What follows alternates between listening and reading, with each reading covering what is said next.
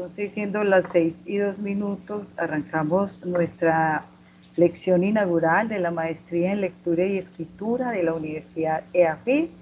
Es nuestra tercera lección, quiere decir que entramos al tercer semestre de esta maestría que nace con un propósito de trabajar la lectura y la escritura como prácticas sociales.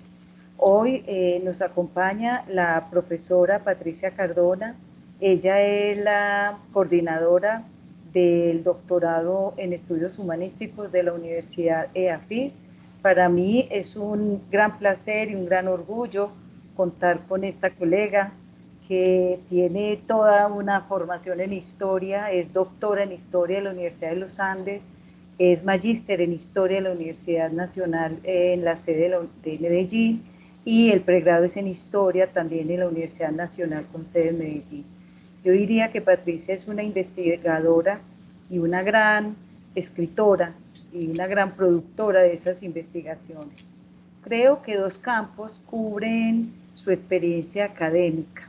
Por un lado, la historiografía y la teoría de la historia, y por el otro, el análisis histórico sobre procesos de apropiación, distribución de la ciencia histórica y obviamente la lectura y la escritura del siglo XIX colombiano. Pero además del siglo XIX colombiano, Patricia ha trabajado otros temas y otros contextos de la lectura y la escritura desde esa perspectiva histórica, y esto la ubica como un referente absolutamente importante entre los estudiosos de estas prácticas sociales. Por eso es nuestra invitada esta tarde, por ese nivel, y porque Patricia va a ser nuestra profesora en el seminario de trabajo de grado. Entonces inaugura en esta lección no solo su participación, sino también ese concepto de historia, ese trabajo de investigación, y que a nosotros obviamente la lectura y la escritura nos importa tanto. La tesis doctoral de Patricia tiene como objeto, tuvo como objeto, y todavía sigue teniendo ese objeto, sus producciones, la producción de obras de historia en diferentes formatos. Patricia diferencia el formato de la obra pequeña, manipulable y distribuible para públicos no especializados, y de las grandes obras de historia para públicos más expertos. Ese es su campo de trabajo, que a mí me parece precioso, porque es el estudio de la apropiación social de la ciencia desde una perspectiva histórica. Por eso Patricia trabaja cosas tan bellas como los almanaques, los calendarios, los catecismos, que son formas de alfabetizar a los pueblos, a los sujetos, a través de la lectura y de la escritura, por supuesto. Patricia hace parte de una comunidad académica muy productiva, muy estudiosa, muy rigurosa, y eso se refleja en sus múltiples libros, en su cantidad de artículos, como dice ella, colosal obra académica y capítulos de libros. Por supuesto, esta semblanza no la podría hacer sin la ayuda de su colega Liliana López, colega no solamente en las investigaciones, sino en los rumbos académicos del Departamento de Humanidades. Patricia, este es nuestro grupo. Yo espero que haya por lo menos un representante por cada una de las 3 cohortes de la maestría. Veo muchos profesores también. Bienvenida a la maestría, no solamente con tu lección inaugural, que da cuenta de una reflexión durante un semestre muy importante que tú hoy arrancas, sino también como profesora de nuestro seminario de trabajo de grado. Adelante, estamos para oírte. Profesora Sonia, muchas gracias por la invitación. Para mí es un gusto estar en esta lección inaugural, precisamente porque parte de mi trabajo lo he dedicado a estudiar las prácticas de lectura y escritura desde una perspectiva histórica. Entonces, pues yo agradezco esta oportunidad, pues no solo de presentar la lección, sino de organizar y sistematizar un montón de ideas que venía trabajando hacía tiempo y que pues espero compartir con ustedes. Yo no sé si están viendo la presentación. Yo le agradecería a Andreita que vaya pasándola pues para poderme yo concentrar en el texto. A todos los que nos acompañan, muchas gracias. Y a los estudiantes, pues bienvenidos a la universidad, bienvenidos a la maestría en lectura y escritura. Y a todos muy buenas tardes. La colaboración recíproca del escritor y del lector en la inmensa obra de la civilización. Algunas notas sobre lectura y escritura en el siglo XIX en Colombia, en las memorias de José María Samper. Introducción. Lectura y escritura, tecnologías del pensamiento. En 1962, el antropólogo Jack Goody publicó junto al estudioso de la literatura Ian Watt uno de los análisis más importantes sobre la aparición de la escritura en la cultura humana. En Consecuencias de la cultura escrita, los dos estudiosos sentaban una mirada renovada sobre esta práctica y debatían con la idea generalizada de que ella tenía como función la graficación del habla y que representaba un salto cuantitativo absoluto a partir del cual se establecían las diferencias entre civilización y barbarie, entre cultura oral como remanente de tradiciones caducas y atraso y escritura como una prueba evolutiva de las sociedades humanas. Los autores en mención recordaron que la escritura no había sido un salto natural cuantitativo. Por lo tanto, había que preguntarse por qué razón y en qué contexto surgió este cúmulo de procedimientos, reglas, normas, códigos e instrumentos con capacidad de transformar el pensamiento humano, esta sofisticada tecnología. A mí me parece muy importante esta noción de tecnología, sobre todo porque en los últimos años nos hemos acostumbrado a una idea de la tecnología desde un punto de vista mucho más instrumental, ¿cierto? De los grandes dispositivos digitales, pero realmente la lectura y la escritura constituyeron una sofisticadísima tecnología que transformó, como vamos a ir viendo, o la forma de pensar de las sociedades humanas.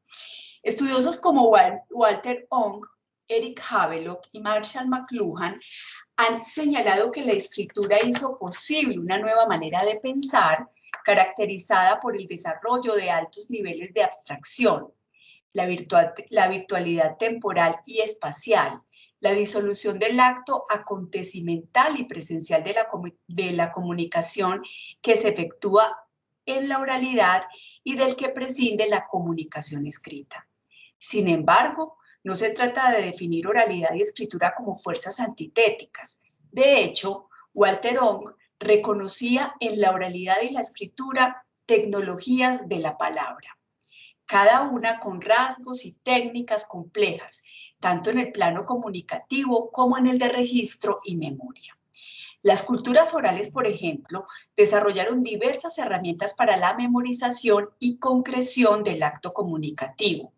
La rima, la poesía, la métrica, el uso de frases acumulativas antes que subordinadas, la repetición permanente y el uso de imágenes y situaciones que remiten al mundo concreto fueron usadas como técnicas que ayudaban a la memorización de extensos contenidos y a su consecuente oralización. La Ilíada y la Odisea, el poema de Gilgamesh, incluso algunos de los libros más antiguos de la Biblia, circularon de este modo durante muchos siglos, hasta que, en el caso preciso de la Ilíada y la Odisea, finalmente se fijaron por escrito hacia el siglo VIII. Dichas técnicas aseguraron durante milenios la pervivencia intergeneracional de la cultura. Milman Parry, Walter Ong y Eric Havelock definen a las sociedades orales como sociedades del pensamiento concreto. La escritura, como decíamos ahora, relega la presencia de los interlocutores, rebasa los límites del tiempo y el espacio y puede producir contactos sincrónicos y diacrónicos y extender la interlocución más allá de la geografía y del tiempo en el que se produce el mensaje. Con la escritura emergió una primera forma de virtualidad en las relaciones humanas. Al no requerir de la voz y el histrionismo de un hablante, la escritura tuvo que dotar muy lenta y paulatinamente el texto de facultades que le permitieran valerse por sí mismo. limitar la interpretación, asegurar la precisión del mensaje y minimizar la tergiversación. Estos elementos contribuyeron a la formación de una nueva manera de pensar, caracterizada, como decíamos ahorita, por la abstracción y por formas argumentativas orientadas por la lógica. Vale la pena señalar, por ejemplo, que todo el sistema gráfico de la puntuación tiene origen precisamente con la imprenta. Antes del siglo XV y XVI, digamos, los signos de puntuación divergían ostensiblemente de lo que hoy tenemos nosotros, en parte porque la lectura por lo general se llevaba a cabo de manera colectiva, y por lo general esas lecturas eran más una especie de recitación memoriosa de grandes fragmentos que se leían y se aprendían de memoria para darlos a conocer. La imprenta inaugura todas estas técnicas de escritura que permiten la fijación, la concreción, la corrección y una mejor comprensión, o que permite una mejor comprensión del texto, porque es precisamente con la imprenta que el texto deja por completo o prescinde por completo de su creador, o al menos de su lector. La irrupción o la invención, o más bien digamos el descubrimiento de la escritura, porque hablar como de que hubiera salido de la nada, no, la escritura tuvo fases, tuvo procesos que no nos podemos detener aquí, pero que pues tuvo como ciertos momentos, desde escrituras con una función muy figurativa hasta la consolidación de los sistemas alfabéticos, que constituyen una verdadera tecnología pues de inmensa sofisticación. Digamos que la aparición de la escritura transformó los mecanismos de acceso al conocimiento. Este fue un hecho que inquietó profundamente a Platón y que quiero mencionar precisamente porque esa inquietud permitió que Platón produjera o escribiera una profunda crítica acerca de la naturaleza de la escritura y sus posibles implicaciones en la sociedad. En una sociedad que se veía enfrentada a formas de registro y transmisión y producción del conocimiento hasta entonces desconocidas. Esa crítica mantiene hoy su vigencia, precisamente cuando nos enfrentamos a nuevas tecnologías que han incrementado casi ilimitadamente las posibilidades de registro, han mutado los soportes físicos por los virtuales y digitales, han modificado las modalidades de transmisión y apropiación de la información, e incluso han trastocado el orden entre el autor y el lector.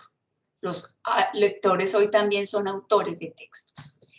En el Fedro, Platón recordaba el mito de Teut y Tamuz, que trata sobre el origen de la escritura en Egipto, a fin de discutir si esta, la escritura, era sabiduría o simulacro. Según el filósofo ático, la ingenua creencia en la firmeza del conocimiento pergeñado en un soporte ignoraba, decía, que las palabras escritas no son más que un recordatorio de aquellas cosas sobre las que versa la escritura. Platón se preguntaba si la escritura permitía el saber verdadero o era un espejismo que confundía la acumulación de contenidos con la sabiduría fraguada en la reflexión y el conocimiento de sí, llevándole precisamente esta reflexión a cuestionarse sobre si la escritura era fármaco o veneno de la memoria. Este diálogo o esta disertación ponía en evidencia las formas de circulación oral y los mecanismos mnemotécnicos de la antigua Grecia en confrontación con las nuevas formas de registro, pensamiento y verdad que surgieron o que se transformaron con la escritura. Pero Platón tampoco pudo huir del poder de la grafía, no solo porque su pensamiento ya había asimilado las formas de argumentación y presentación de la cultura escrita, aunque buena parte de sus textos fueran diálogos, fueran dialógicos o plantearan la figura de la conversación o el diálogo, sino porque ella misma se convirtió, es decir, la escritura, en metáfora para mostrar la fuerza de la sabiduría fijada en el alma como medio de intelección. Se refería a Platón a un tipo de discurso que, abro comillas, se escribe con ciencia en el alma del que aprende, es decir, que se fija de manera perenne. La lectura y la escritura, como hemos señalado, inauguran el pensamiento lógico y abstracto que ya no exige la concreción del habla ni la condición performativa de la comunicación. En cambio, reclama el dominio de destrezas, instrumentos y técnicas que, como los sistemas ideográficos chino o el alfabético predominante de la cultura occidental, permiten graficar todos los matices del pensamiento a través de un número finito de caracteres. A mí eso siempre me ha parecido impresionante. Es decir, cuando uno traspasa la idea de que la escritura solo es la graficación del habla, como a veces se le presentaba a uno, y entiende que realmente lo que permite la escritura es expresar el pensamiento a través de un número finito de caracteres, que en general los alfabetos no tienen más de 30 caracteres, a través de los cuales se pueden producir combinaciones infinitas que pueden expresar todos los matices del pensamiento y de las emociones humanas. Uno realmente entiende la sofisticación, la inmensa, lo impresionante de ese, digamos, de esa tecnología que es el alfabeto. En los sistemas alfabéticos con base fonética como el occidental, que ese tal vez sea uno de los éxitos del alfabeto occidental, que procede de los alfabetos, concretamente de las adaptaciones que hicieron los griegos de los alfabetos fenicios, el éxito es precisamente que son alfabetos de relativamente fácil aprendizaje. Es decir, mientras el aprendizaje de la escritura china puede tardar alrededor de unos 16 años para conocer por completo todo el sistema de representación ideográfica, los alfabetos fonéticos, como el que caracteriza la cultura occidental, no requiere de más de 3 años para su total o para su aprendizaje básico. Un niño aprende, digamos, inicia ese proceso entre los 4 y los 7 años, pues previo aprestamiento de la coordinación entre la mano y el ojo, que ese es un factor pues decisivo que además tiene que ver con el encadenamiento de las letras, incluso con un gesto que definen los que trabajan estos asuntos cognitivos, es que solamente o se sabe que un niño está listo para el aprendizaje de la lectura y la escritura cuando se sabe amarrar los zapatos. O sea, hay unas conexiones que son muy impresionantes y que uno a veces pasa pues como por alto. Entonces, mientras ese alfabeto, digamos, ese aprendizaje se toma más o menos 3 años, digamos, el uso básico del alfabeto, no obstante, el dominio o el perfeccionamiento de la escritura y la lectura son prácticas que no cesan jamás. Uno nunca es lo suficientemente buen lector o lo suficientemente buen escritor. Obviamente, no se puede olvidar que además del dominio de la letra, o sea, del adiestramiento para soltar la mano y el ojo y empezar a trazar el abecedario, es necesario que el niño o el incipiente lector y escritor conozca el código, es decir, el léxico, el lenguaje, las coordenadas culturales que le harán posible la codificación y decodificación del pensamiento, que eso es realmente lo que se lleva a cabo a través de la escritura. En cambio, como les decía ahorita, la escritura, el dominio completo de la escritura como expresión del pensamiento, no hablemos solo del nivel básico del trazado, del signo gráfico, digamos ya como expresión del pensamiento, es una práctica que se debe y que se tiene que ejercitar permanentemente y que jamás termina. Entendiendo estas consideraciones, podemos decir que precisamente a partir de esas observaciones de Walter Ong, de Jack Goody y del estudio o de los estudios que han hecho muchos especialistas, sobre todo en la cultura griega, pues la historia ha volcado su mirada a las diversas dimensiones y significados de la lectura y la escritura, a las implicaciones de su uso y a las prácticas que ellas entrañan. La historia cultural, por ejemplo, ha mostrado las múltiples formas de lectura que han coexistido en épocas determinadas, así como las alternancias entre la lectura solitaria e individual llevada a cabo por los doctos en el silencio y en el recogimiento del gabinete o el estudio, y las lecturas colectivas, performativas, risueñas y hasta festivas, hechas en las posadas, en las calles o en las tabernas. El Quijote, por ejemplo, nos deja maravillosos ejemplos de esas lecturas colectivas y públicas. Asimismo, ha mostrado las variadas funciones de la escritura y su relación con los soportes. Así, las escrituras antiguas, muchas de ellas esculpidas en la piedra, la madera o las caparazones de tortugas, estaban destinadas al registro, la conservación y a los mensajes al más allá.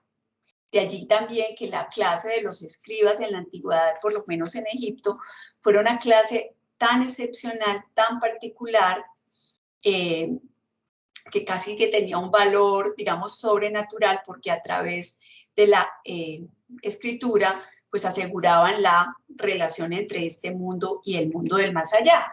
De hecho, gran parte de los jeroglíficos e incluso de las escrituras públicas de Roma fueron hechas para el más allá. El caso de Roma para los dioses y para loar o exaltar la grandeza de la ciudad, no tanto para el común de la gente. Materiales más suaves, portables, más dúctiles, como el papiro, la tela, la arcilla y el papel, fuese este de trapo, como fue hasta el siglo XVIII, o de celulosa, detallan una escritura destinada a la transmisión y a la circulación entre los hombres. O sea, hay dos tipos de funciones básicas que se reconocen en la escritura. Una función conservativa de registro y una función, digamos, de circulación y de transmisión de la información. Estas perspectivas que indagan por la lectura y la escritura en contextos específicos relativizan la idea de la alfabetización, es decir, como si hubiera una alfabetización a la que todo el mundo llega de la misma forma y tiene los mismos niveles de conocimiento. Y lo que permiten es visibilizar modos de lectura colectivos liderados por mediadores cuya labor permitió a comunidades no alfabetizadas el acceso a los textos.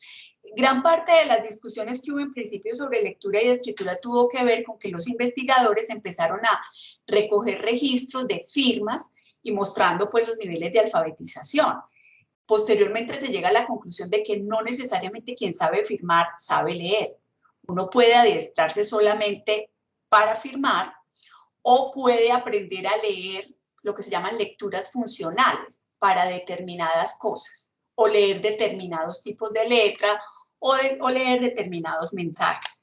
En todo caso, entonces, todas estas apreciaciones han mostrado que hay alternancias entre lectura, oralidad y escritura, que hay alternancias entre mediadores de la lectura y oyentes, entre grupos analfabetos y lecturas colectivas. Esas observaciones nos muestran una sociedad más concernida y activa de lo que se piensa y unas clases populares menos pasivas e ingenuas de lo que a veces se cree, precisamente porque hay que entender que la posesión del libro en muchas sociedades no es garantía de la escritura o de la lectura, y que se han dado mecanismos de circulación que pasan a través de formas de mediación. Los carteles, por ejemplo, en el siglo XIX fueron medios muy importantes para la distribución de noticias. ¿Cierto? Había el perifoneo en distintas poblaciones, se pagaba a alguien que salía a leer públicamente los bandos y recorría las ciudades haciendo lectura de bandos. Entonces, todas esas son prácticas de lecturas que nos muestran, digamos, un mundo mucho más rico y matizado de lo que a veces creemos. En el ámbito de la escritura también se reconoce que es una destreza más abierta y fluida, de la que hacían parte no solo los escribas, los amanuenses, los letrados o los escribanos que dominaban el signo gráfico. De ella, como lo ha estudiado Armando Petrucci en Alfabetismo, Escritura y Sociedad, participó la sociedad en su conjunto también a través de intermediarios de la escritura, figuras clave para entender los usos y modos de apropiación de esta tecnología por parte de los grupos iletrados o ágrafos que contrataban sus servicios para la escritura de cartas públicas y privadas, de documentos destinados a ámbitos burocráticos, para hacer memoriales, en fin. Parientes de estos intermediarios de la antigüedad son los tinterillos, que son figuras muy bonitas que todavía siguen vivas, muchos de ellos aposentados en las cercanías de los juzgados, que ofrecen su conocimiento de la escritura y de las formas jurídicas a los legos en la materia. De alguna manera, los notarios son también herederos de esa tradición escrita institucional que refrendan y afirman. Ahora, como no se trata entonces de hacer una teoría en abstracto sobre qué significó y cuál es la importancia de la lectura y la escritura como tecnologías del pensamiento que hacen posible la graficación de las ideas o la expresión de las ideas, intentaremos en esta conferencia mostrar algunos usos de tales prácticas en la segunda mitad del siglo XIX colombiano. Para ello nos valdremos de algunas referencias que nos dejó en sus memorias uno de los más importantes y prolíficos escritores de este país, José María Samper, cuya vida estuvo casi por completo dedicada a la cosa pública, ejercida fundamentalmente a través de la escritura, y de la escritura, de una escritura constante que le llevó a incursionar en todos los campos, en todos los géneros. Hizo novela, hizo historia, hizo diario, hizo cartas, hizo textos jurídicos, hizo leyes, en fin, tiene un campo así completo de escritura. Y pues además él mismo se presentaba sobre todo como un escritor. Así, en esta lección inaugural intentaremos explorar algunas relaciones entre lectura, escritura y educación, lectura, escritura y formación política, y lectura, escritura y mercado. La conquista de la razón. En 1784, Immanuel Kant, publicó uno de sus más importantes ensayos, Respuesta a la pregunta ¿qué es la ilustración? Allí, el filósofo alemán explicaba a sus lectores qué significaba el uso público de la razón, cuáles eran sus límites y quiénes estaban facultados para ejercer aquella libertad de, abro comillas, servirse del propio entendimiento sin la guía de otros, cierro comillas.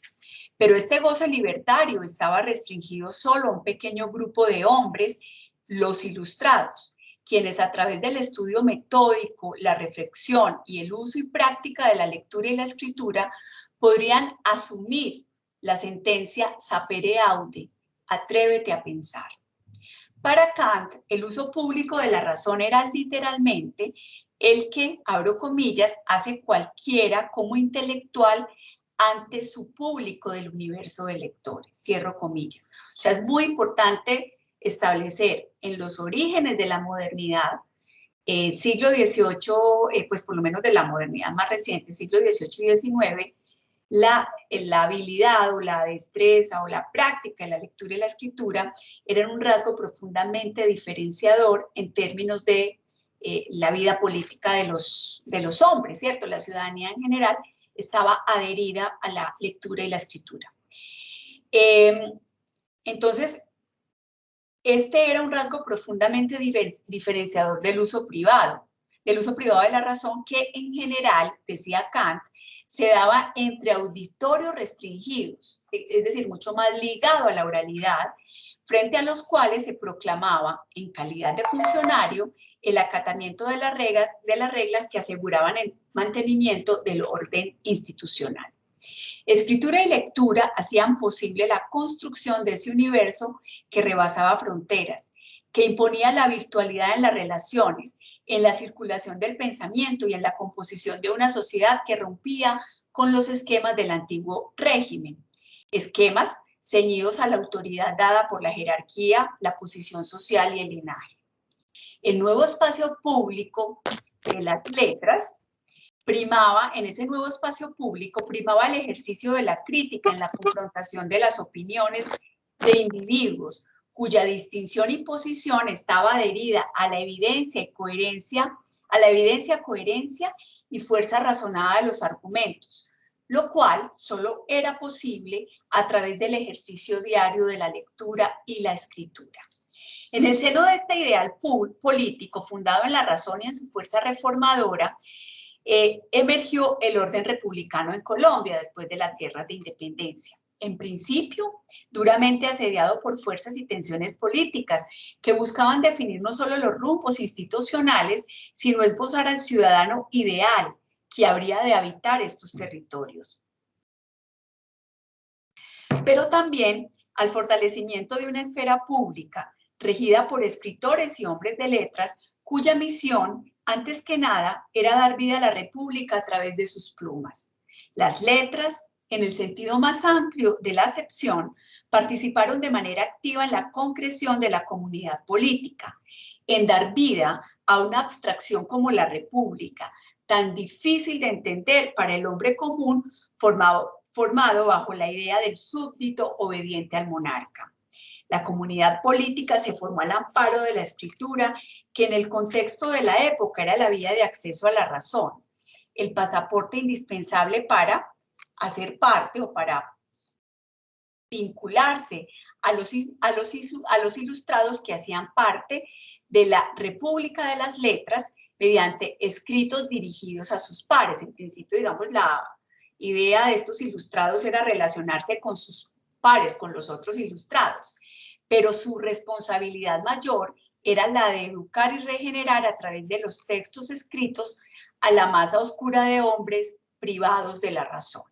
De allí que, por ejemplo, sobre todo, pues digamos que en Colombia, que es el caso que yo más he estudiado, sobre todo a partir de 1830-1840, hay una producción importante de textos de uso popular, catecismos, cartillas, hojas sueltas, que tenían en parte pues como la función de dar a conocer ciertas ideas entre esos hombres privados de la razón.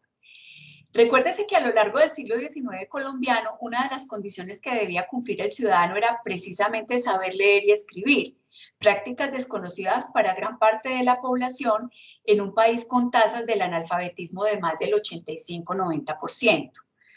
Es decir, estamos hablando de que realmente era una minoría la que hacía parte de esa, por lo menos de esa primera línea política. Ahora bien, y aunque parezca una obviedad, los miembros de la República de las Letras, además de manejar habilidosamente el trazado de la grafía, debían saber antes que nada producir escritos para los demás. Escribir y publicar eran condición sine qua non de la existencia de esta República Ilustrada, cuyas letras debían llegar hasta sus confines y cuyos escritores tenían asimismo la obligación de poner al país en el contexto del mundo civilizado y demostrar que las tierras americanas estaban habitadas por hombres amantes del saber y del progreso.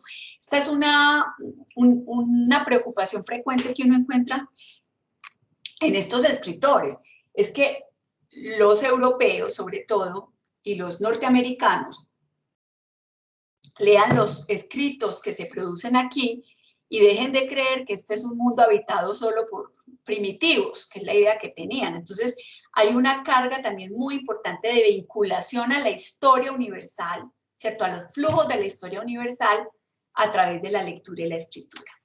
Una letra clara, franca y abierta. José María Samper nació en Honda en 1828 en el seno de una familia de comerciantes que gozaba de una cómoda posición. Empezó sus estudios en la escuela de su pueblo en una época en la que la gradación de la enseñanza no existía y se combinaban diversos preceptos, según Samper, en tareas muy poco metódicas.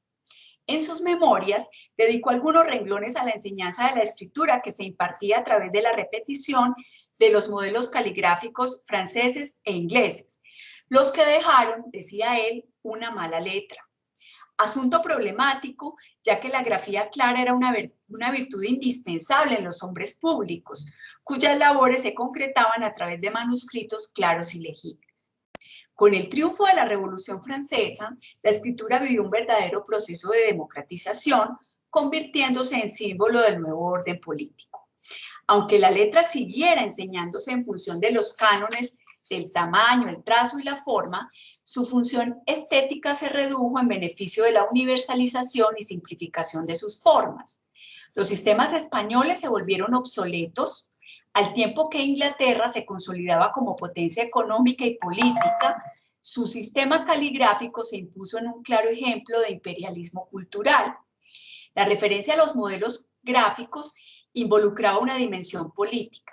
Por ejemplo, con la independencia, las letras españolas cargadas de abreviaturas y complejos trazos empezaron a representar ese pasado caduco y colonial del que se esperaba liberarse.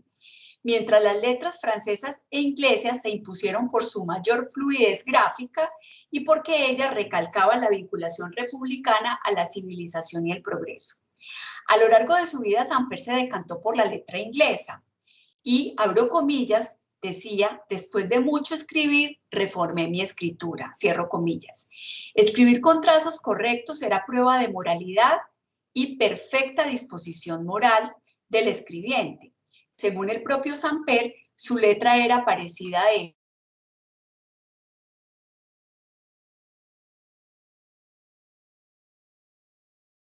Era vigilar y castigar, la enseñanza del gesto caligráfico implicaba también una coreografía disciplinada y contenida del sujeto.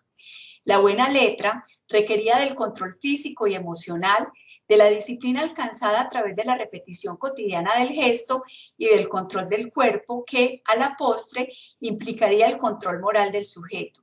Escribir limpia y correctamente era una prueba de la virtud del escribiente.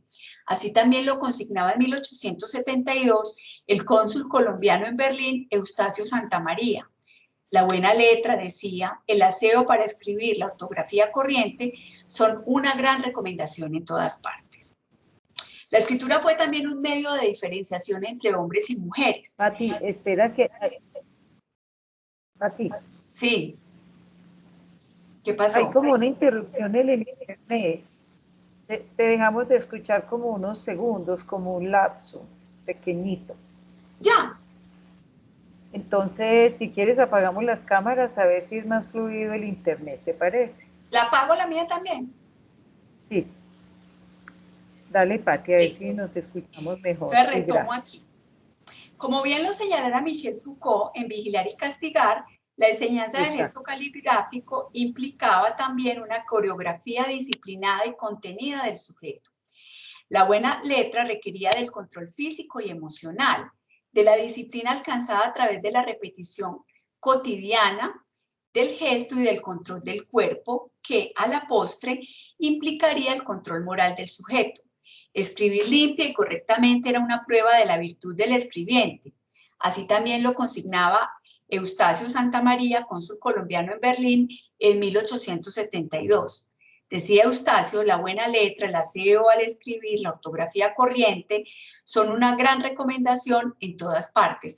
Digamos que esto lo pienso yo para la escritura a mano, pero también hay todo un despliegue, o había, porque eso se ha perdido, de mecanismos de enseñanza, por ejemplo, para la mecanografía, ¿cierto? Toda la enseñanza, la práctica mecanográfica que a las muchachas les tapaban los ojos, a desplazar la mano en las teclas, o incluso de un tipo de escritura que desapareció con las nuevas tecnologías, la taquigrafía, que se constituía en toda un aprendizaje muy complicado que debían saber las secretarias para poder tomar con precisión las notas y los mensajes, pues, de sus jefes. La escritura fue también un medio de diferenciación entre hombres y mujeres.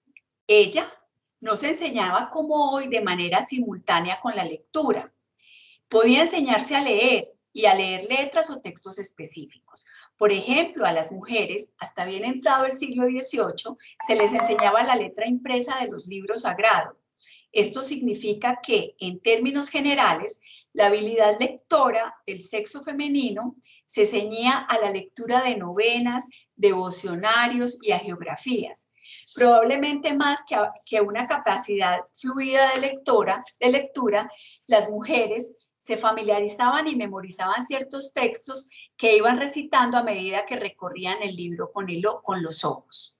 Este fue el acercamiento que tuvo la madre de José María Samper con la lectura y la escritura.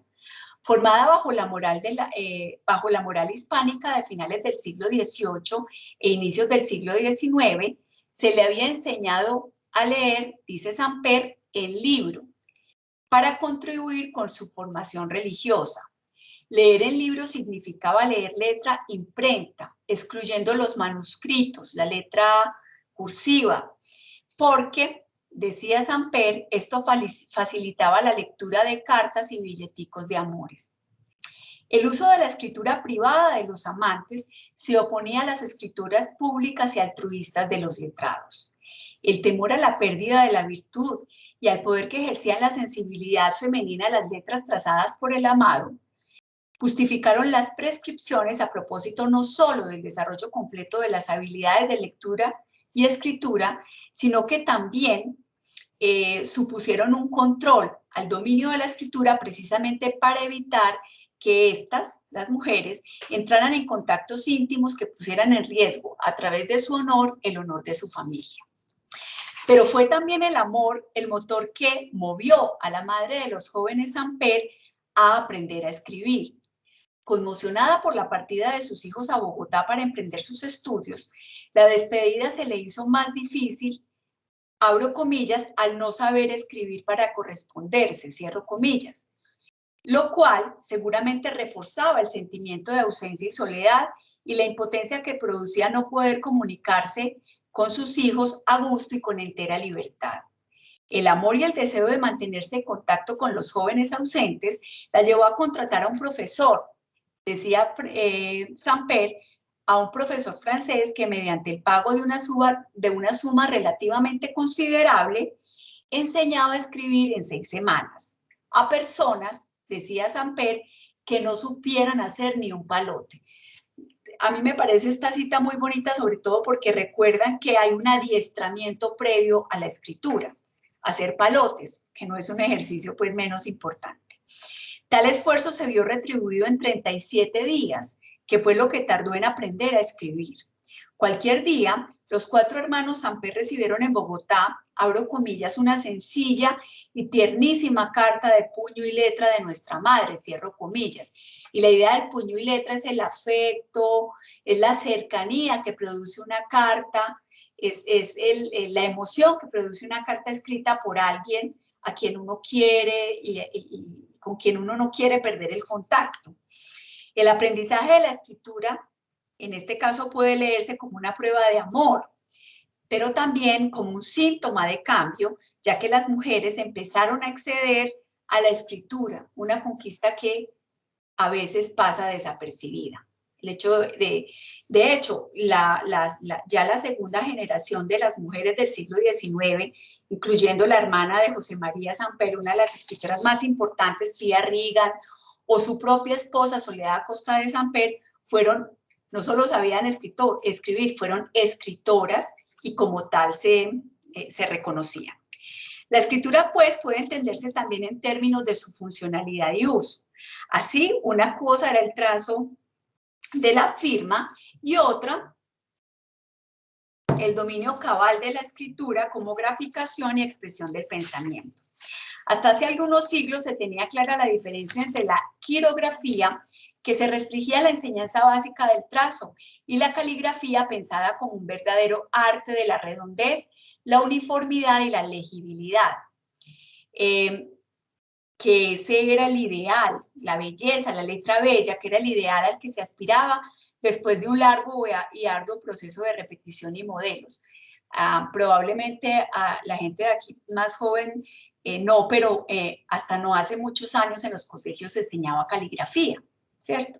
Era parte de la formación pues, que se da. Esta aplicación en el aprendizaje de la escritura competía de manera particular a las burocracias que tenían la obligación de producir los diversos documentos institucionales. Secretarios, escribanos, cancilleres, en fin, debían tener entre sus virtudes, entre las virtudes de su oficio, la exhibición de una letra clara y legible. Pero los letrados, los hombres que aspiraban a, como decía Francisco José de Caldas, ver su nombre en letras de molde, es decir, a convertirse en autores, debían además de dominar el trazo, conocer las reglas propias de la retórica, la gramática, la poética, para expresar con corrección y claridad sus ideas. Debían además poseer un acervo de saberes que permitieran elevar su nombre al espacio público.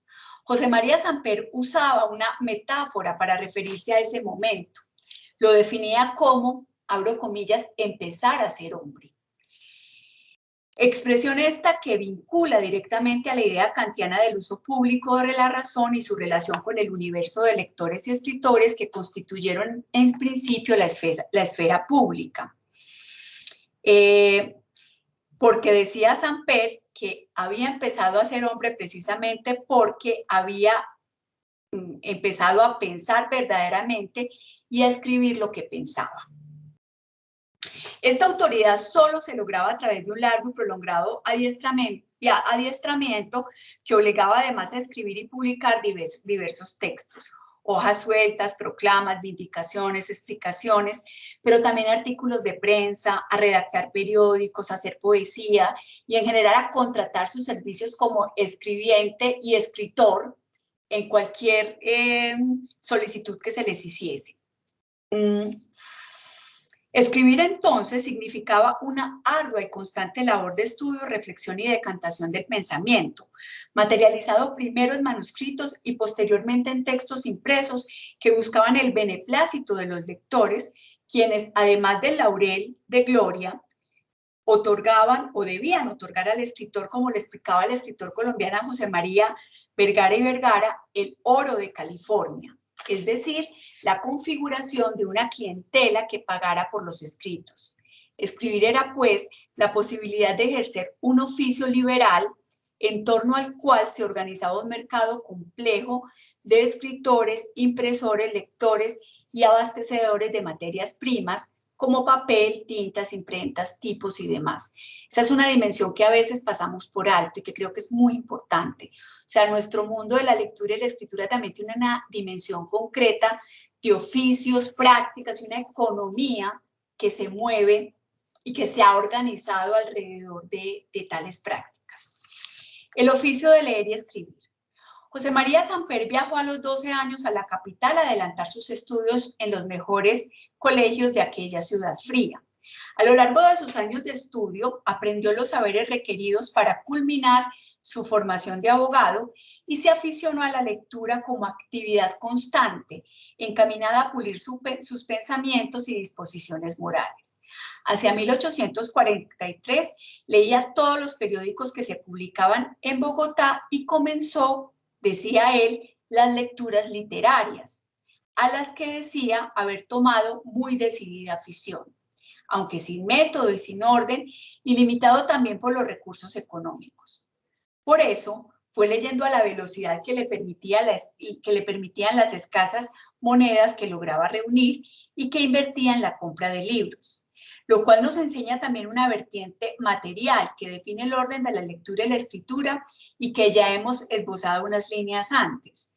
Nos referimos al mercado de textos ligado indisolublemente a las posibilidades económicas de los lectores, al intercambio y a las prácticas también sociales que se dan alrededor del intercambio y del compartir y del vender textos. Este mercado no se circunscribe o no se circunscribía exclusivamente a los impresos. Existía también un mercado de manuscritos que a menudo también ignoramos. Con frecuencia los letrados del país debían recurrir a diversas estrategias para acceder a los escritos, a los textos.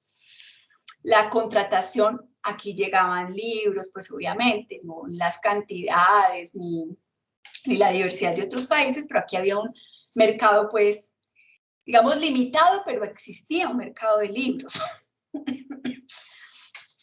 Pero además de la compra, pues, de libros, los letrados debían recurrir a prácticas como la contratación de transcriptores para copiar voluminosos manuscritos procedentes de las bibliotecas públicas y privadas de las comunidades religiosas, copias con las cuales enriquecían sus propias colecciones documentales, a la elaboración de copias personales de libros de difícil consecución. Uno encuentra en algunos archivos novelas, por ejemplo, manuscritas, porque como no había acceso, muchos no tenían, o el libro era escaso, la práctica era manuscribir el libro para permitir su conservación y la circulación.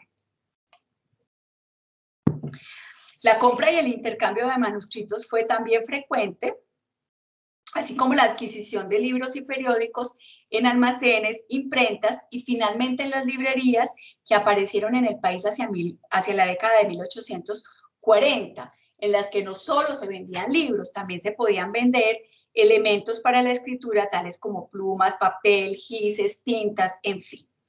El mercado escrito, aunque pequeño, era activo y dinámico. Allí circulaban diversos títulos, impresos y manuscritos, y autores que gozaban de popularidad en la época, tales como Walter Scott, Víctor Hugo, Eugenio Sue, Alejandro Dumas, atraían a los jóvenes lectores, quienes por lo general debían idear estrategias de compra para adquirir las novelas, que pues era frecuente que solo pudieran comprar una sola novela a la vez, a la que dedicaban horas de lectura y relectura durante varios meses hasta que casi se la aprendían de memoria. Luego, esa novela se vendía o se rifaba, decía Samper, con alguna pérdida para comprar otra. O sea, no había posibilidad de acumular, sino que había que venderla, había que hacerla circular, no era un bien preciado precisamente por su escasez, había que comprar otra, entonces pues había que idearse los recursos para obtener la novela siguiente. La lectura permanente se concibió como parte central de la formación del escritor. Las primeras producciones se hacían a través de la imitación del estilo de uno u otro autor o de la adaptación de alguna historia a las circunstancias del país. El propio Samper cuenta que ideó su primera novela, La sombra de los misterios de París, de Víctor Hugo. Fue este un ejercicio fundado más en el deseo que en el método. Decía Samper, abro comillas, sin maestro, ni escuela, ni estímulo alguno. Estas labores de composición favorecieron la disciplina exigente de la escritura y reescritura como posibilidad creativa y de producción de textos, distanciándose así de la idea de la genialidad del escritor que campeó a lo largo del siglo XVIII y XIX y que sigue haciéndonos daño, porque creemos que se necesita inspiración cuando realmente la escritura es solo trabajo, producto del trabajo y de un oficio permanente. Según esta concepción, la del genio, el escritor creaba sus textos en arrebatos de inspiración, todo lo contrario a la idea de la escritura como un oficio laborioso y exigente que reclama horas y horas, no solo de escritura, sobre todo de lectura.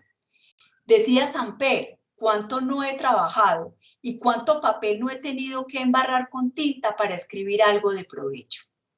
La escritura pública estaba asignada por el entrenamiento diario que combinaba tanto los textos destinados al mercado de lectores como las escrituras preparatorias, los borradores, los manuscritos, las notas, las fichas, en fin, toda esa cantidad de ejercicios que acompañan la elaboración de un texto, que por lo general nunca se produce en blanco, sino después de muchos tachones, de muchas enmendaduras y de muchos textos preparatorios, pero además estos escritores eran o practicaban las escrituras privadas, tales como diarios, la escritura de diarios, cartas, apuntes de diverso tipo. En fin, todos estos tipos de escritura se convertían en mecanismos de habituación y ejercitación que favorecía o que permitía no solo la legibilidad de los textos, sino también la madurez o la formación de un estilo, el tono, formas argumentativas, medios de exposición de ideas, aspectos son estos que solo resultaban y resultan después de un largo camino de ensayo y error. O sea, hay que entender la escritura también como una especie de laboratorio, que a menudo se debe iniciar a temprana edad y que pues nunca cesa. Digamos que después de esta cantidad de ejercicios preparatorios, los escritores empezaban a abrirse un camino como autores públicos con los impresores, quienes eventualmente cobraban a estos jóvenes escritores por publicar sus artículos, poesías o cartas en los periódicos. O sea, no es que de un momento a otro escribieran, había todo un proceso de preparación hasta llegar al primer texto publicado, que incluso Samper define muy bonito cuál fue su experiencia cuando vio por primera vez un texto de impreso. En todo caso, el verse en letra de molde producía en los jóvenes escritores el orgullo de hacer uso público de la razón, la certeza de iniciar un camino de gloria y con el tiempo tener, abro comillas, un arma y un capital en mi pluma.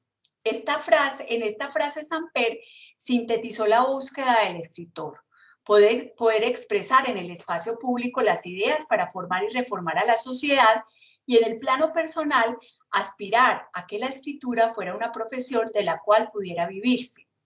Sin embargo, esta aspiración fue casi imposible en Colombia hasta bien entrado el siglo XX.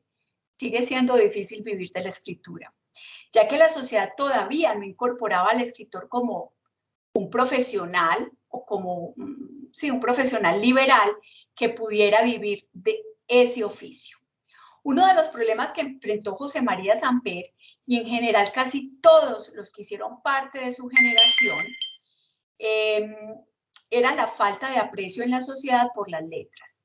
Ello debido a que la escritura requiere, como lo afirmaba Walter Benjamin, del ocio como un tiempo aparentemente improductivo que evidencia efectivamente que el trabajo intelectual implica un hacer que no produce réditos ni resultados inmediatos, sino que madura con lentitud y con la calma que requiere el pensamiento. Esto sí me parece a mí muy importante porque la escritura y la lectura son labores que requieren de mucha disposición del espíritu, de calma, de tranquilidad, porque las ideas requieren de mucho tiempo para afirmarse, para procesarse, de muchos ejercicios. Así que, digamos, esa idea del negocio a veces afecta mucho el plano de la producción de la escritura. Frente a esta apariencia de que la escritura era casi equiparable a no hacer nada, o en otras palabras, el ocio aparente de la escritura se contraponía al tiempo productivo del negocio. En consecuencia, los escritores eran vistos con cierto desprecio por parte del resto de los ciudadanos. De hecho, la palabra literato era una palabra que se usaba con sentido despectivo. Literato era como el que no hace nada, como el que vive por ahí dando vueltas, diletando, escribiendo poemas, pero no hace nada que sirva. A ello puede sumarse la precariedad económica del país, cuyas condiciones dificultaban claramente la posibilidad de vivir exclusivamente de la escritura. Yo creo que en el siglo XIX, aunque muchos lo intentaron, pues casi ninguno pudo dedicarse a vivir por completo de lo que escribía. Tal como, digamos, esta era una situación de la que se quejaban los escritores, tal como lo hiciera en 1852 el escritor antioqueño Emiro Castos, cuando se preguntaba: ¿no pagamos hasta el que mulle nuestros colchones y cuida nuestro caballo? ¿Por qué no hemos de pagar al que encanta nuestro espíritu? Escribir imponía unas rutinas, procederes y tiempos, una dedicación permanente y la convicción de que el texto iba dirigido a un lector posible o potencial. De allí la necesidad de la corrección y la claridad de las ideas, de modo que no quedaran resquicios para la libre interpretación. Además, había que prefigurar al lector colombiano, un lector poco formado, al que había que educar con textos democráticos y populares en los que las ideas se presentaran, abro comillas, con suma sencillez, sin figuras retóricas, sin imágenes, sin tecnicismo alguno, sin alusiones cuya inteligencia requiera de extensos conocimientos. El escritor se proyectaba de este modo como una guía moral y política de la sociedad. El teórico francés Paul Benichou se refería al escritor del siglo XIX como un sacerdote laico, para indicar precisamente su función pastoral y salvífica en una sociedad en proceso de transformación en todos los órdenes de la cultura. Además de esta función pública, la escritura también era un medio de aprender más y mejor. Los textos se escribían a mano, en letra muy clara y abierta. Cuando había que poner en limpio estos manuscritos, Samper lo hacía por sí mismo. Este es un dato que a mí me parece muy interesante porque da una idea de que era probable que muchos escritores contrataran escribientes que pusieran sus manuscritos en limpio para luego pasarlos a los impresores, porque piensen lo que era hace 100 años, hacer un libro era pasar de un manuscrito por lo general difícil, con manchones, con enmendaduras, con letras de difícil lectura. Entonces, digamos, esa práctica de poner el texto en limpio por sí mismo, más que la importancia de que lo pusiera él, me interesa es reconocer que pasamos por alta un montón de mediadores que participaban, de mediadores anónimos que participaban también de este proceso. Y probablemente muchas de las versiones que tenemos hoy de los textos sean más producto del transcriptor anónimo que del propio autor. Así, perdón, entonces él dice que él lo hacía por sí mismo, a fin, decía Samper, de corregir mejor mis escritos y fijar mejor las ideas en la memoria. Así, la relación entre pensamiento, lectura y escritura se hacía palpable. Samper señalaba que escribir ayudaba a pensar, permitía organizar y sistematizar las ideas, favorecía las relaciones, las inferencias, las deducciones, la síntesis. En sus palabras, abro comillas, nada se aprende tanto como lo que se escribe, porque así conseguía reflexionar y sistematizar más lo adquirido por la lectura. Cierro comillas. La lectura y la escritura fueron para Samper pulsiones vitales, pero también fueron ellas la expresión más depurada de la nueva sociedad de hombres racionales y civilizados. Una sociedad perfectible por la conquista de la razón, posible solo a través de la expansión y el aprendizaje concienzudo de las letras, que además de las concepciones en las concepciones de la época tenía un potencial regenerador. Esa inmensa confianza se hizo consciente en 1843, esa inmensa confianza se hizo consciente en Samper en 1843, cuando visitó la casa en la que funcionaba la imprenta de José Antonio de Cuaya, tal vez uno de los impresores más importantes de los primeros años de la República. De Cuaya estuvo imprimiendo más o menos hasta 1860, pero es como el gran impresor de la República, donde inició sus labores como escritor público. Él escribió su primer artículo con el aval de este impresor José Antonio de Cuaya.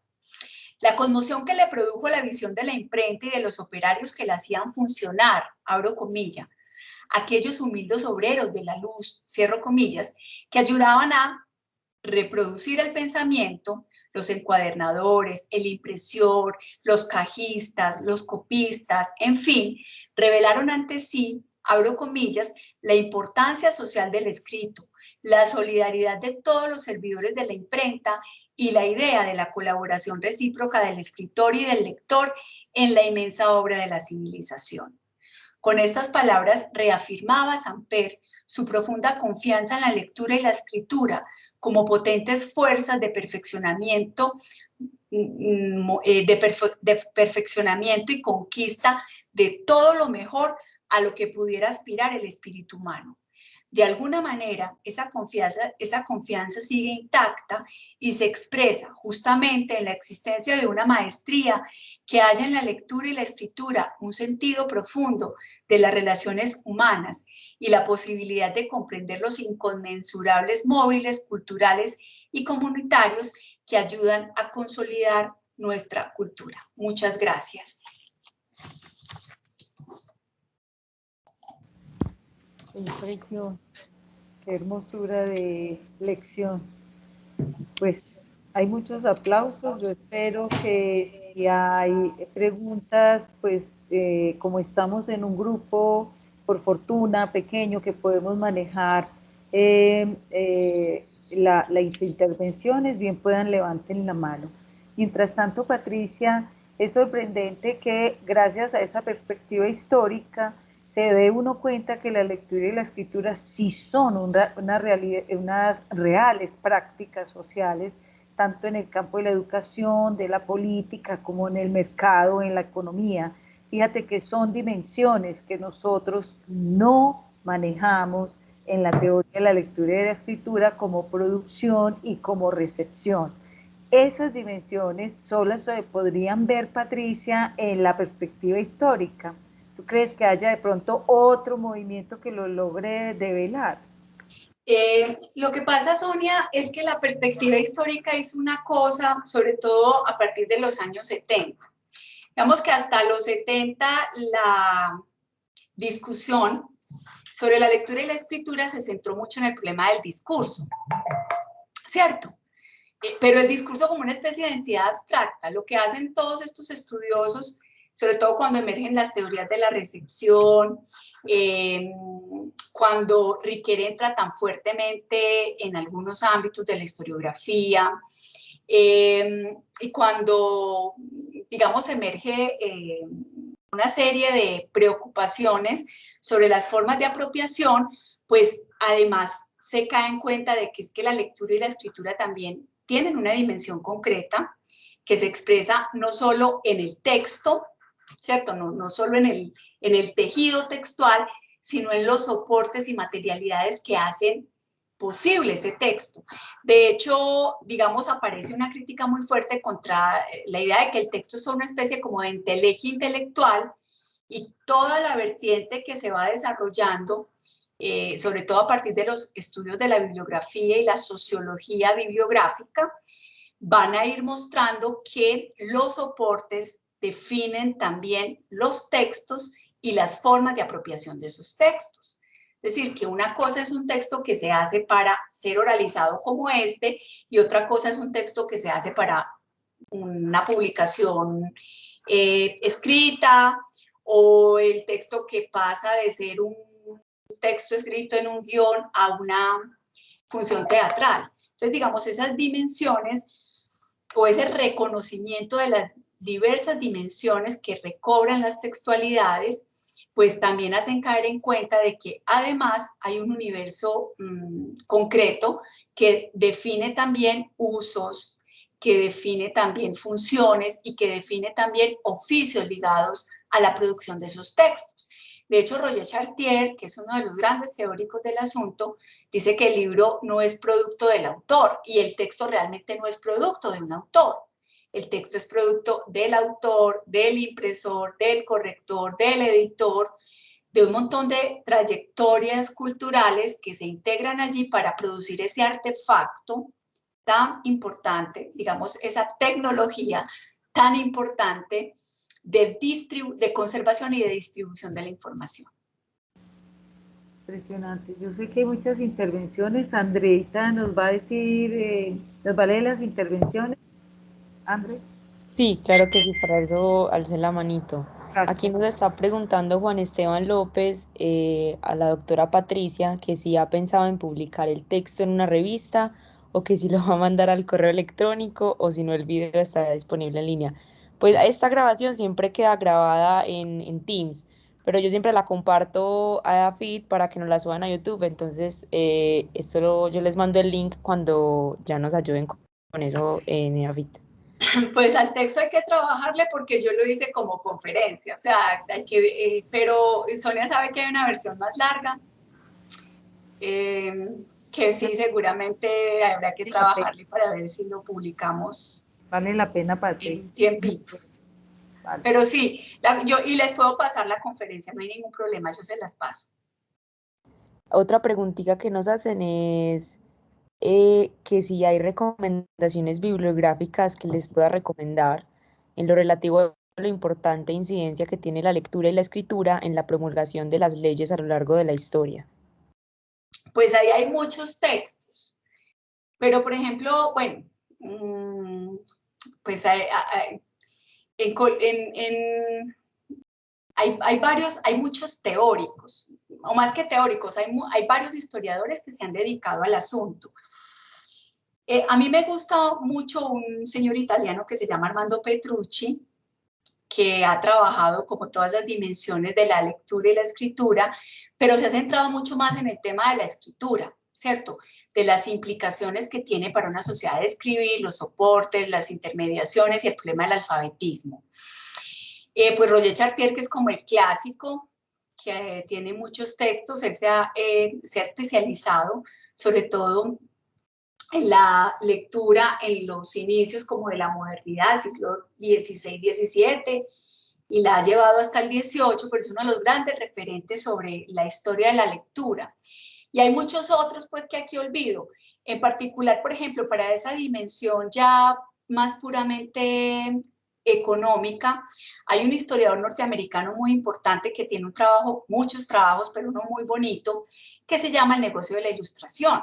Ustedes recuerdan que a uno siempre le hablan de la enciclopedia como el gran producto de la ilustración y le hablan a uno de las ideas y que condensó todo el pensamiento. Darton se dedicó a recorrer y a recoger el asunto económico de la enciclopedia, mostrando, por ejemplo, todas las redes comerciales que se establecieron para poder producir lo que era en ese momento, era como producir un cohete que iba a ir a Marte. O sea, eso era una cosa pues monumental para la época. Entonces lo que implicó, porque la enciclopedia se produjo en distintas imprentas, con distintos impresores, una parte se imprimió en Bélgica, otra parte se imprimió en París, los problemas de abastecimiento de papel, de abastecimiento de tinta, de abastecimiento de tipos, los problemas con los escritores que no mandaban los manuscritos a tiempo. Entonces, toda esa dimensión recoge no solo digamos, lo que fue la enciclopedia, sino también lo que implicó en términos económicos, políticos, de autores, hacer semejante obra. Entonces, bueno, hay varios autores, yo les puedo pasar las referencias, Y tu misma bibliografía, la profesora Liliana nos está recordando, y la historia se hizo libro, que es de la profesora Patricia Cardona, y Trincheras de Tinta. Yo creo, Jaime Luis, que eso es una bibliografía obligada para tu tema, y están, yo no sé si están en línea, pero lo cierto es que la universidad los ha editado, ¿cierto, Patricia? Sí, ambos. Sí. Bien. Andreita, tú concedes los turnos. Claro que sí. En el orden que levantaron la mano, primero estaría Carlos Mario Sánchez. Si quieres, desactiva el micrófono e interviene. Profesora Patricia, un gusto saludarla y escucharla de nuevo. Muchas Y tengo una gracias. pregunta directa, y es, usted contaba que la escritura era una escritura directa, simple, sin figuras, sin abstracciones. ¿Qué pasó? ¿Cuándo empezamos a complejizar esa escritura en Colombia, que aparecen entre las figuras en retórica, la abstracción, o enriquecer la lectura porque uno conoce las ricas, no las directas? Entonces, ¿qué pasó No, ahí? lo que pasa es que uno también tiene que diferenciar, o sea, hay escrituras en función de públicos. Cuando un escritor escribe, pues está prefigurando, como diría Riquet, a un lector potencial. Cuando hablamos de estas lecturas o de estas, a mí me ha gustado mucho como todo el tema de los libros populares o las escrituras populares. ¿Por qué? Porque esas escrituras requerían y requieren lo que se llama la divulgación de mecanismos muy difíciles que nadie sabe lo que implica llevar un saber complejo hasta hacer A lo simple. un lenguaje simple que permita, digamos, comprenderlo. De todas maneras, uno no puede olvidar que hay como distintos segmentos, y de eso se trata el mercado, y el mercado del libro en general, el mercado del impreso, del texto, de la lectura y la escritura, desde que nació la imprenta, bueno, desde la antigüedad, pero mucho más con la imprenta, fue un mercado que se fue segmentando. En principio, libros doctos y libros sagrados y profanos. Libros doctos, es decir, libros para eruditos, para estudiosos, y libros o textos o libros populares, o textos populares, digamos más bien, que se diferencian en qué, no solo en el contenido textual propiamente dicho, sino también en los formatos, más pequeños las imprentas más rústicas, más baratas, hojas sueltas, por ejemplo, los almanaques, que a mí me parecen maravillosos y que son una de las primeras formas populares y de textos efímeros. O sea, el primer texto que sale con una vigencia es el almanaque, dura un año. La mayoría de textos de la antigüedad tenían que tener, pues es que el libro nació con un propósito preservativo, ¿cierto? El almanaque de alguna manera rompe ese propósito. Entonces, yo creo que lo que pasa es que hay que entender, digamos, el segmento. Y ahora, digamos, esos segmentos se han enriquecido. Porque en principio se contaba con el libro popular y el libro docto, pero hay ahora libros para jóvenes, libros para viejos, libros para niños. O sea, es un mercado tan absolutamente complejo y sofisticado que prefigura distintos tipos de lectores y que comprende estrategias editoriales para esos distintos tipos de lectores. Ahora, nosotros olvidamos a menudo el papel del editor, que es un papel muy importante, porque es que el escritor hace el manuscrito, el editor hace el libro, es decir, el editor define la colección, el editor presupone o ayuda a presuponer el público, el editor establece un montón de estrategias que definen el posicionamiento de un libro en un determinado mercado de lectores. Entonces, tiene que ver sobre todo con esas estrategias. Hay libros sencillos. Obviamente, en el ámbito académico, los libros tienen, por lo general, porque tiene que ver también con la idea de la autoridad, ¿cierto? Esa autoridad se inviste de un lenguaje y una serie de figuras que parecieran reafirmar esa posición imponente de determinados autores. Porque como se ha planteado en muchas partes, realmente los autores no escriben para el gran público, escriben para sus pares, por lo menos en el ámbito académico. Por eso, en nuestro medio, el trabajo divulgativo es tan complicado y por eso además pareciera que hay una gran brecha entre lo que se produce en las investigaciones, por ejemplo, académicas y el gran público, porque esa mediación, al menos en nuestro contexto, ha sido muy difícil y muy problemática. Profesora, muchas gracias. Con mucho gusto, Carlos Mario. Bueno, parece que no hay más preguntas expresas, pero estoy segura que los estudiantes de todas nuestras 3 cohortes van a quedar impresionados con esta bellísima lección. Una lección que nos deja muchas lecciones y muchos inicios de otras profundas reflexiones. Patricia, gracias. No, gracias a ustedes, a Sonia y a todos los que estuvieron ahí. Un abrazo para todos. Un abrazo, Pati, gracias a ti. Excelente, Chao. muy bella lección. Muchas gracias.